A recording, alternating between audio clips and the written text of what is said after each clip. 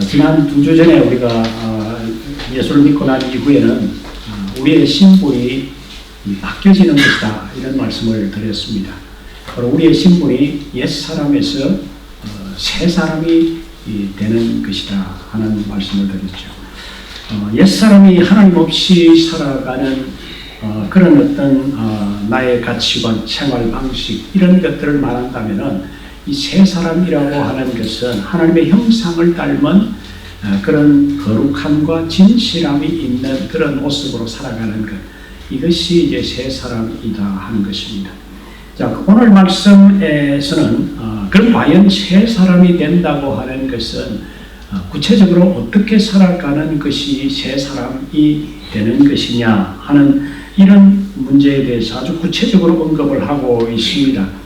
하지 말아야 될 것을 여러 가지 말씀하시고 또 우리가 해야 될 것에 대해서도 또 말씀하고 있습니다.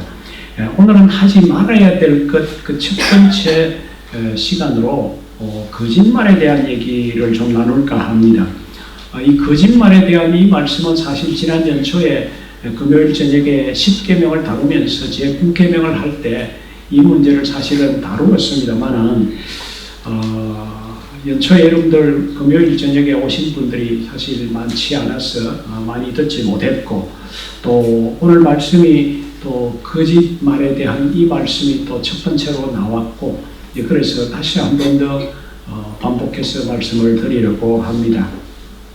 오늘 말씀 25절에서 이렇게 말씀하고 있습니다. 그런즉 거짓을 버리고 각각 그 이웃과 더불어 참된 것을 말하라. 이는 우리가 서로 지체가 되리라 합니다. 여러분 오늘날 사람들이 살아가는 삶 속에서는 참 이 거짓말이 참 많습니다. 사람들이 살아가는 삶 가운데 수많은 우리 말들이 진실이 아닌 거짓말이 난무하고 있다고 하는 이 사실은 아마 우리가 누구나도 다 알고 있는 사실입니다. 나쁜 의도를 가지고 거짓말을 하는 그런 경우도 있고 또 참 선한 의도에서 거짓말을 하는 그런 때도 있습니다. 그런 관점에서 생각을 한다면은 사실 우리 모두는 거짓말과 관계가 없는 사람은 아무도 없습니다. 어쩌면 우리 모두는 거짓말쟁이다 하는 것이죠. 실제로 성경에서도 시편 116편 11절에 보면은 모든 사람은 거짓말쟁이다 하는 이런 표현이 있습니다. 지금까지 살아오면서 한 번도 거짓말을 해보지 않은 사람은 아마 우리 가운데는 한 사람도 없을 것이라는 생각을 하게 됩니다. 미국 워싱턴 포스트 신문 기자가 경험한 이런 이야기가 하나가 있습니다. 한 기자가 미국 상원 의원들의 윤리성에 대한 문제를 신문에 기사를 하나 썼습니다. 그 제목이 미국 상원 의원들은 모두 거짓말쟁이다 하는 제목이었습니다. 이 기사를 접한 편집국장이 큰 고민에 빠지게 되었답니다. 한 젊은 기자가 쓴 기사를 제목 그대로 신문에 실었다가는 이 상원 의원들로부터 상당한 어떤 비난을 항의를 받을 것 같기 때문입니다.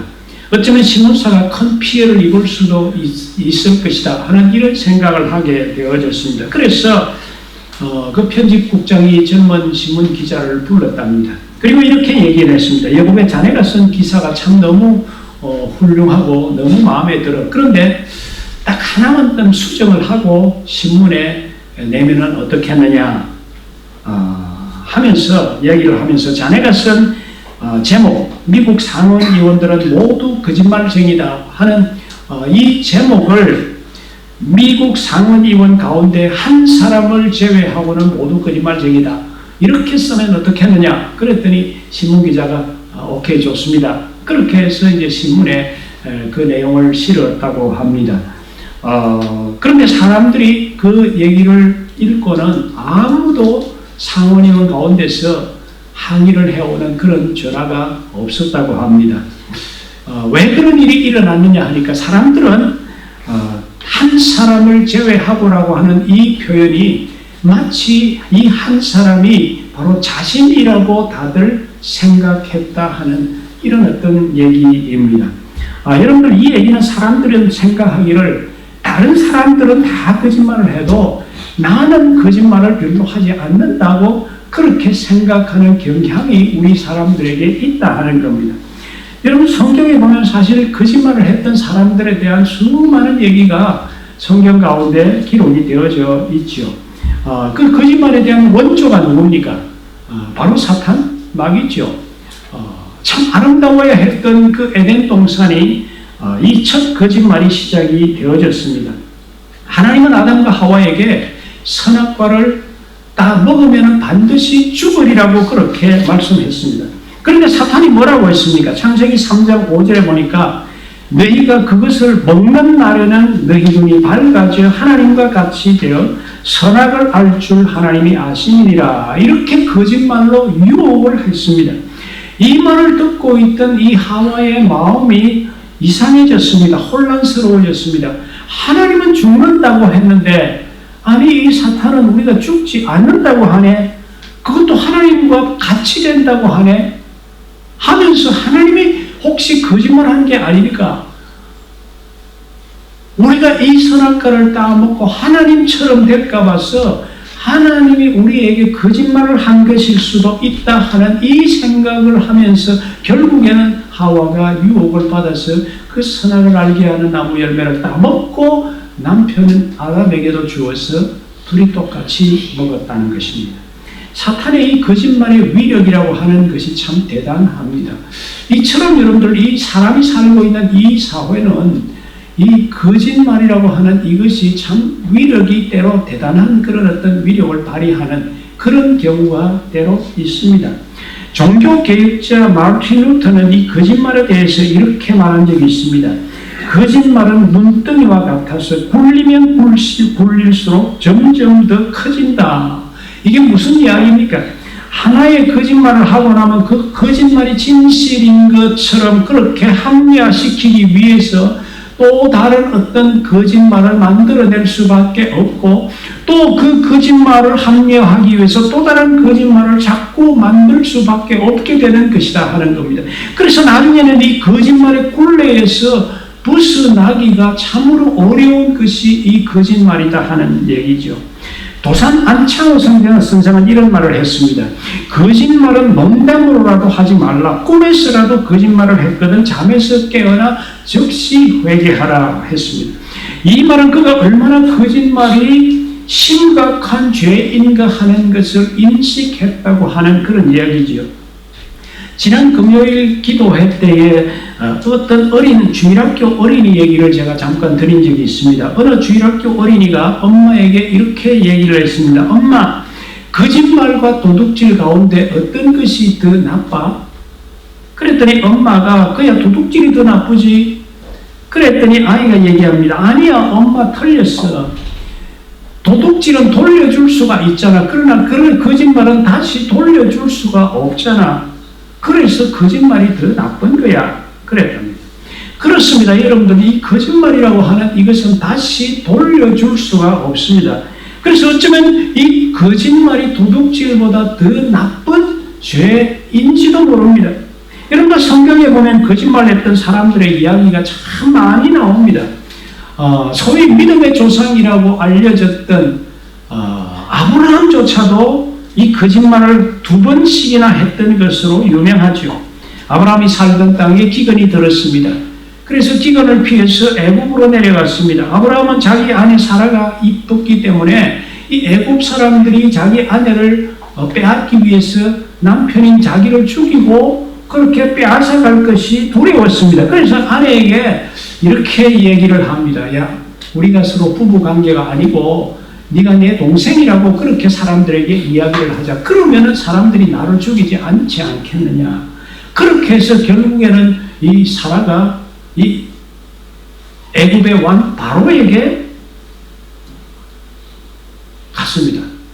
이 바로가 이 사라의 미모에 반해서 그를 데리고 가서 아내로 삼고 싶었던 거죠. 그런데 하나님이 꿈을 통해서 바로 왕을 깨닫게 해서 결국에는 사라가 아브라함의 아내라는 것을 알게 되어지고 그래서 사라를 다시 돌려주었죠. 이 아브라함은 바로에게 그렇게 해서 조롱거리가 되고 결국에는 망신을 당했습니다.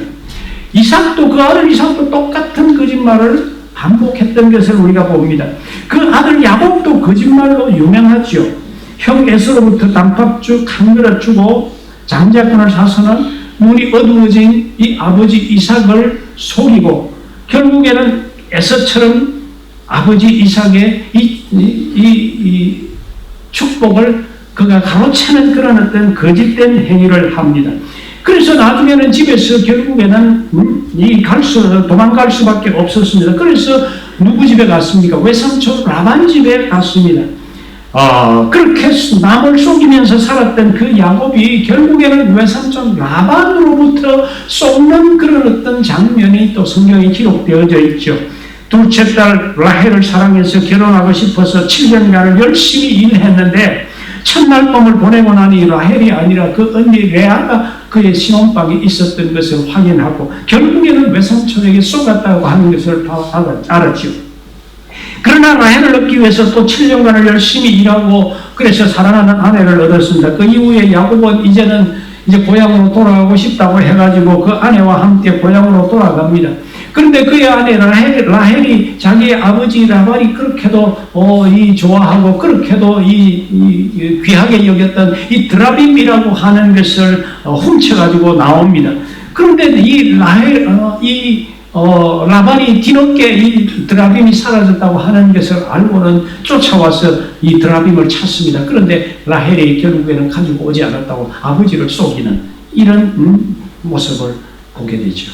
이 장면을 우리가 보면서 무엇을 느낍니다. 우리가 살아가고 있는 이 세상에는 끝없이 누군가를 속이고 내가 또 속는 그런 어떤 것이 이 세상의 모습이라고 하는 것을 우리가 볼 수 있는 것입니다.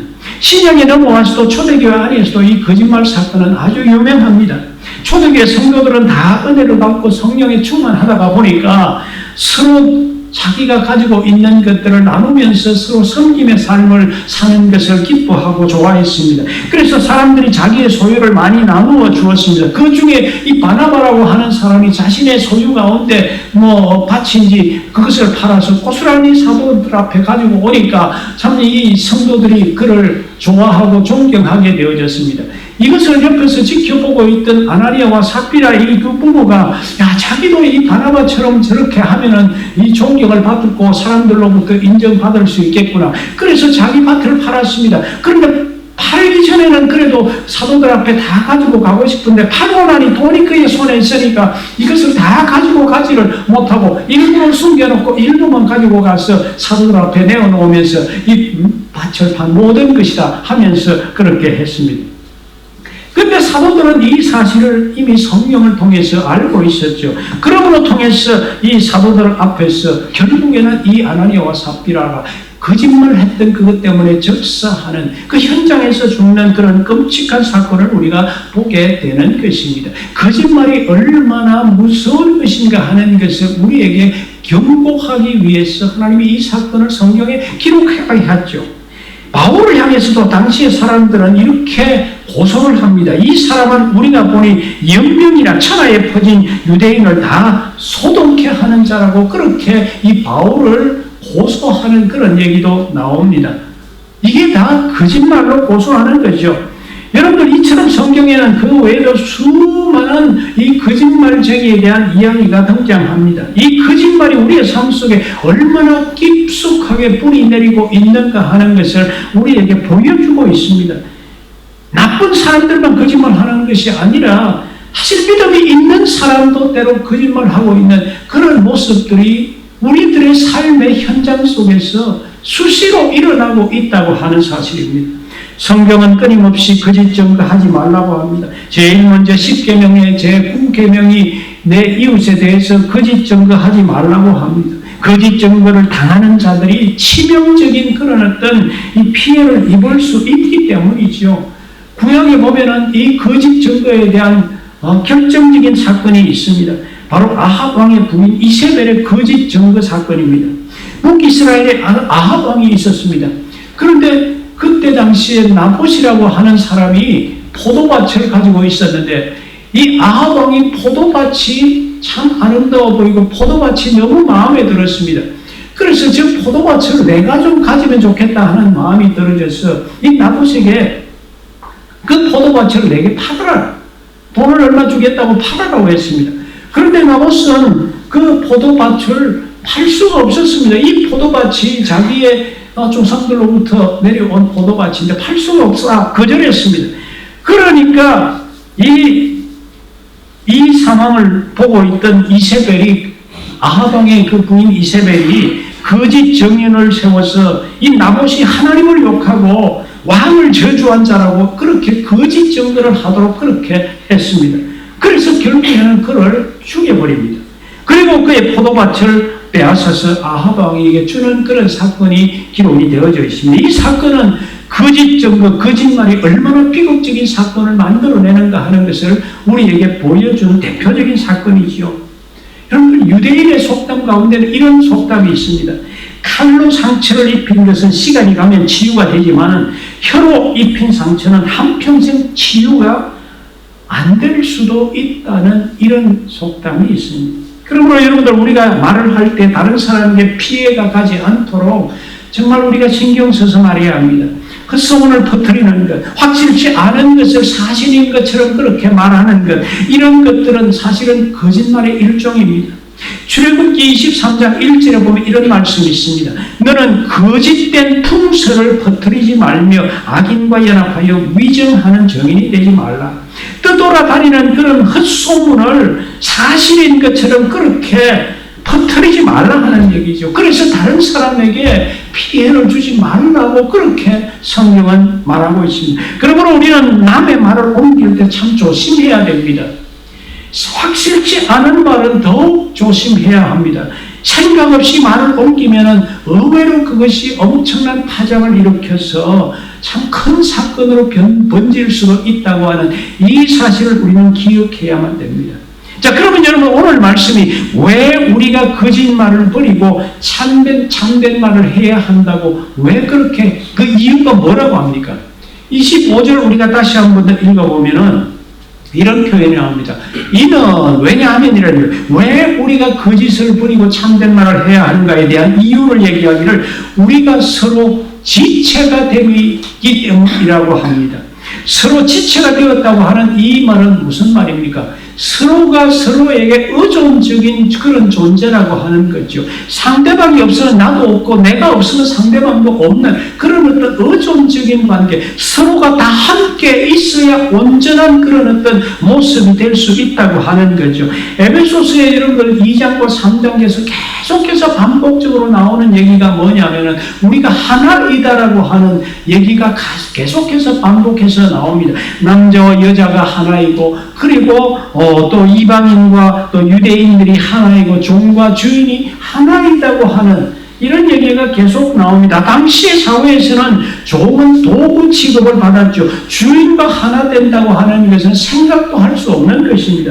유대인과 이방인이 한 자리에서 먹고 마시고 예배한다. 이거는 그 당시의 사람으로서는 생각할 수도 없는 그런 어떤 사회였습니다. 그런데 성경은 우리가 서로 한 지체가 되어졌다, 하나가 되어졌다 하는 얘기를 합니다. 그렇기 때문에 우리가 서로를 향해서 거짓말을 해서는 안 된다고 하는 얘기입니다. 지체 안에서 절대로 있어서는 안 되는 것 중에 하나가 서로 이간질하는 것입니다.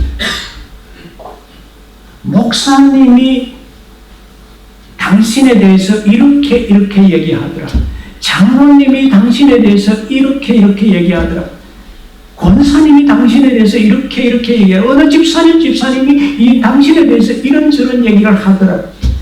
여러분들, 이렇게 말하는 것은 사람과의 관계를 치명적으로 만드는 것입니다. 설사 무슨 얘기를 들었다고 해도 사실은 그 사람에게 좋지 않은 얘기는 전하지 않는 것이 최선입니다.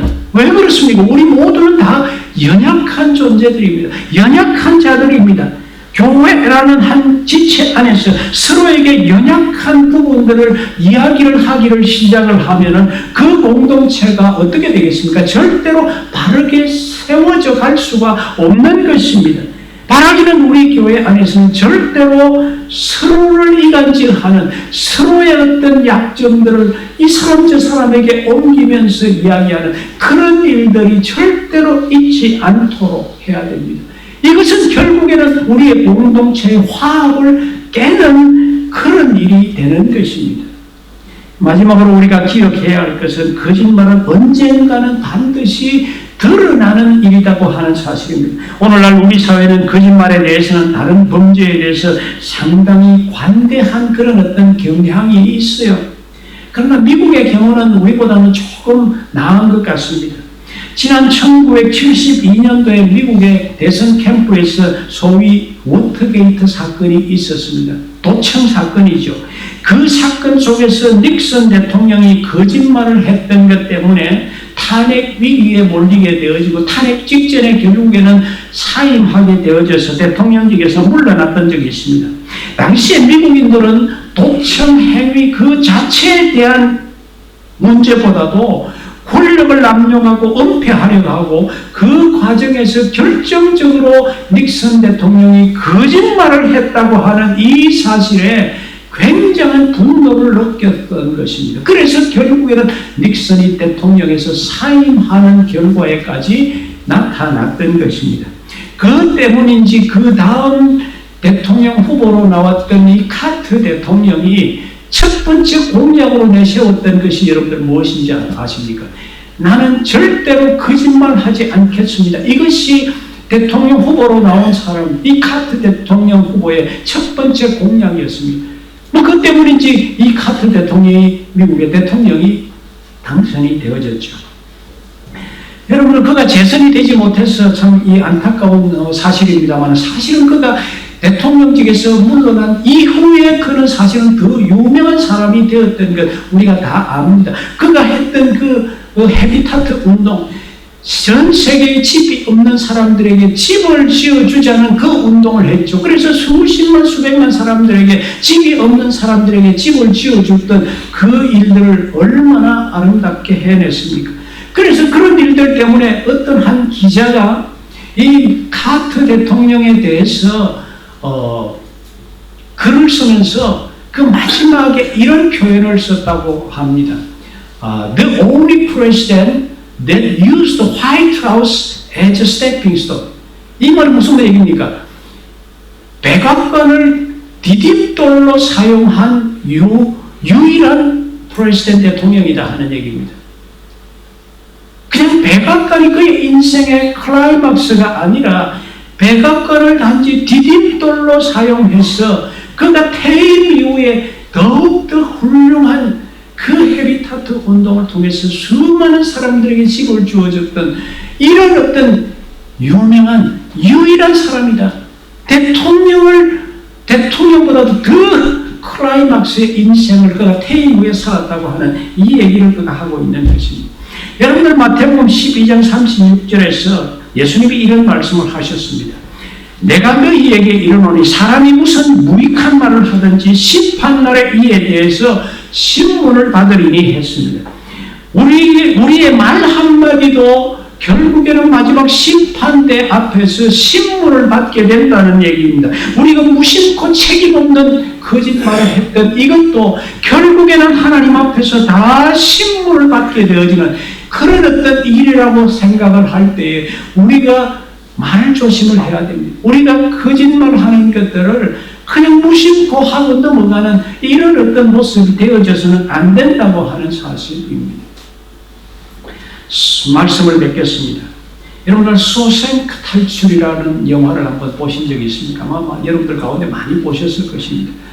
이 영화는 1984년 오래된 영화이죠. 스티븐 킹이 지타 헤이워드와 쇼생크 탈출이라고 하는 중편 소설인데 이 소설을 기초로 해서 영화를 만든 영화인데요. 이 영화에 보면은 줄거리는 굉장히 복잡하고 줄거리는 아주 흥미진진합니다만은 줄거리를 여러분들에게 말씀드리려고 하는 것이 아니라 그 영화에 나오는 하나의 어떤 그 주인공처럼 되어져 있는 한 사람의 행동에 대한 얘기를 좀 하고 싶습니다. 이 쇼생크 감독에서 장기 죄수로 오랫동안 복역을 했던 레드라고 하는 인물이 나옵니다. 그 레드라고 하는 이 인물이 40년 동안의 감옥에서 이제 보내고 이제 늙어가지고 가석방이 되어져서 바깥에 나왔습니다. 그런데 영화에서도 인상적인 장면이 보면 감옥에 살아온 이 레드가 이제는 사회에 적응하기 위해서 자기도 먹고 살아야 되니까 마트에서 이제 일을 하게 되어집니다. 그런데 감옥에서 40년 동안 화장실에 한번 가려면 꼭 손을 들고 간수에게 나 화장실 가고 싶습니다 하면서 그렇게 허락받고 화장실을 갔던 그것 때문에 마트에서 바깥에서 나와서 일을 하면서도 그 습관을 그대로 버리지 못하고 화장실을 가고 싶을 때마다 매니저에게 손 들고 화장실 가고 싶습니다. 그래서 허락받고 화장실을 가는 그 아주 인상적인 그런 장면이 있습니다. 여러분, 이 장면을 통해서 우리가 무엇을 느낍니까? 우리가 한평생 동안 지켜왔던 그 습관을 바꾼다고 하는 것이 굉장히 어려운 일이라고 하는 것을 우리에게 보여주고 있는 거죠. 여러분들, 그런데 그 레더가 결국에는 그 마트에서 일하면서 사회에서 조금씩 적응을 하면서 새로운 삶을 살아가고 있는 그런 모습을 봅니다. 여러분들, 우리의 삶도 사실 우리가 예수를 믿기 이전의 모습과 예수를 믿고 난 이후의 모습이 획기적으로 방향이 바꾸어지고 모양이 바뀌어지고 우리의 말에 하는 습관들이 바뀌어지고 하는 그런 경우도 우리 가운데 나타날 수 있겠지만은 사실 그런 부분이 참 천천히 우리의 삶 가운데 나타날 수도 있다고 하는 것입니다. 속도는 다르지만은 그러나 우리가 예수를 믿고 나서는 이제는 뭔가 달라져야 되는 옛 사람의 습관을 이제는 벗어버리고 새 사람의 모습으로 우리가 옷을 새롭게 입는 이런 모습이 우리 가운데 있어져야 된다고 하는 사실입니다. 여러분들, 이것은 우리가 예수를 믿기 이전에 가졌던 옛 사람의 습관도 분명히 바뀌어질 수 있다고 하는, 그래서 정말 그리스도인다운 모습으로 우리가 살아갈 수 있는 것이라고 하는 이 사실을 우리가 확신할 수 있어야 되는 것입니다. 오늘 말씀 29절에 보면 이런 말씀이 나옵니다. 무릇 더러운 말은 입 밖에도 내지 말라고 합니다. 오직 덕을 세우는 데 소용되는 선한 말을 하여 듣는 자들에게 은혜를 끼치라고 그렇게 합니다. 여러분들, 여기에서 더러운 말은 우리의 입 밖에도 내지 말라고 합니다. 이것이 여러분들 우리 그리스도인들이 살아갈 때 우리의 입술을 어떻게 사용해야 되는가에 대한 표현입니다. 그리고 우리가 해야 될 말은 선한 말이라고 합니다. 그 선한 말을 통해서 결국에는 그 듣는 사람들이 은혜를 입게 되어지는, 그 듣는 사람들이 정말 기분 좋아지는 그런 말들을 하는, 이것이 우리 그리스도인의 말의 습관이라고 하는 것입니다. 사랑하는 여러분들, 이제 우리 교회가 30년을 지나면서 이제 우리가 이미 예수 그리스도를 믿고 하나님의 자녀가 된 사람들이라면 이제는 옛날의 그 습관들을 이제는 벗어버리고 조금씩 우리가 변화되어져서 우리가 입을 열 때마다 정직한 말로, 정말 선한 말로, 더러운 말은 우리 입 밖에도 내지 않는 그런 어떤 모습으로 우리의 자신들이 변화되어져서 정말 세상을 사람들로부터 저 사람은 진짜 크리스찬이다, 저 사람은 정말 예수쟁이다, 예수 믿는 사람이라고 하는 이 얘기를 들으면서 살아가는 그런 모습이 되었으면 좋겠습니다.